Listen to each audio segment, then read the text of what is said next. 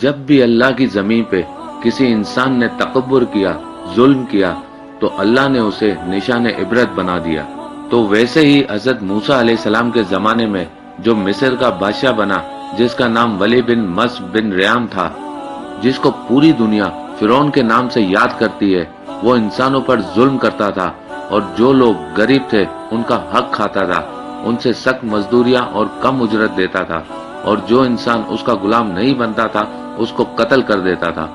تبھی اللہ نے اپنے نبی موسیٰ علیہ السلام کو حکم دیا کہ اے موسیٰ، فرعون تک میرا پیغام پہنچاؤ کہ وہ انسانوں پر ظلم نہ کرے، ورنہ اللہ کا عذاب ان کو لے ڈوبے گا۔ جب اللہ کے نبی نے اللہ کا پیغام فرعون کو دیا تو وہ مذاق اڑانے لگا اور کہنے لگا، یہاں کا خدا میں ہوں اور میں کسی کے حکم کو نہیں مانتا۔ اللہ اپنی نشانیاں حضرت موسیٰ علیہ السلام کے توسط سے دکھاتا رہا اور پورا مصر حضرت موسیٰ کے معجزات کو دیکھ کے حیران ہوتا گیا۔ کچھ ایمان لے آئے اور کچھ فرعون سے سوالات کرنے لگے۔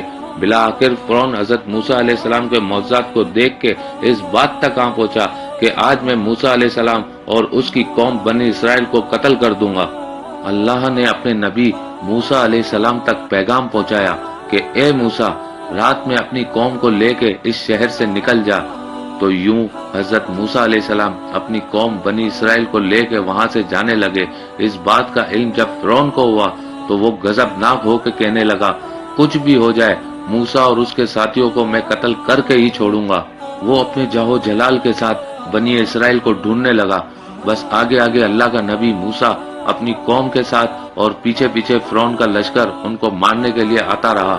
بالآخر بنی اسرائیل دریا تک پہنچے اور فرعون کا لشکر پیچھا کرتے کرتے ان کو دیکھنے لگا۔ جب بنی اسرائیل نے فرعون کے لشکر کو دیکھا تو حضرت موسیٰ سے کہنے لگے، اے موسیٰ، تو نے ہمیں کہاں پھنسا دیا؟ اب پیچھے فرعون کا لشکر ہمیں مارنا چاہتا ہے اور آگے یہ دریا ہے۔ اللہ کے نبی حضرت موسیٰ علیہ السلام فرمانے لگے، اے لوگو، گھبراؤ نہیں، اللہ ہمارے ساتھ ہے، یہ کبھی ہو ہی نہیں سکتا کہ فرعون اور اس کا لشکر ہمیں پکڑے۔ سب کہنے لگے، اے موسیٰ، اب ہم آگے جائیں کیسے؟ بس اتنی دیر میں آواز غیب آئی، اے موسیٰ، اپنی عصا اس دریا میں دے مار۔ جیسے ہی موسیٰ علیہ السلام نے اپنی عصا دریا میں دے ماری تو آدھا پانی اس طرف آدھا پانی اس طرف، اللہ نے بیچے بیچ رستہ واضح کر دیا۔ تو بنی اسرائیل کے کچھ قبائل کے لوگ کہنے لگے، اے موسیٰ، ہم آپس میں بنتے نہیں، اپنے خدا کو کہہ کہ ہمارے لیے الگ الگ راستے بنائے۔ اللہ کے نبی موسیٰ علیہ السلام نے اس دریا پہ 12 جگہوں پر عصا ماری اور 12 الگ الگ راستے بنے، اور وہ 12 قبائل الگ الگ ہو کر دریائے نیل سے جانے لگے۔ جیسے ہی یہ منظر فرعون اور اس کے لشکر نے دیکھا تو وہ بھی ان رستوں پر حضرت موسیٰ اور اس کی قوم کے پیچھے آ گئے۔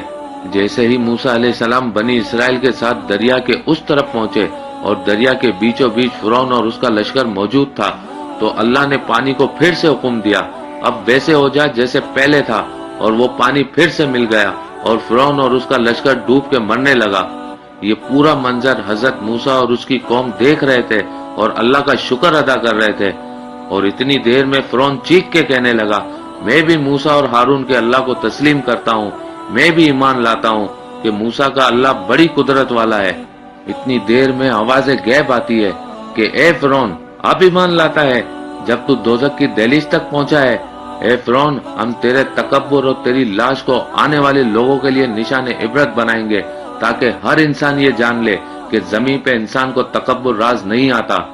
آج بھی اللہ نے فرعون کی لاش کو نشان عبرت بنا کے رکھا ہے۔ بے شک جس انسان نے تکبر کیا، انسانوں پر ظلم کیا، وہ اللہ کی رحمت سے دور ہو کر دوزخ تک پہنچ جاتا ہے۔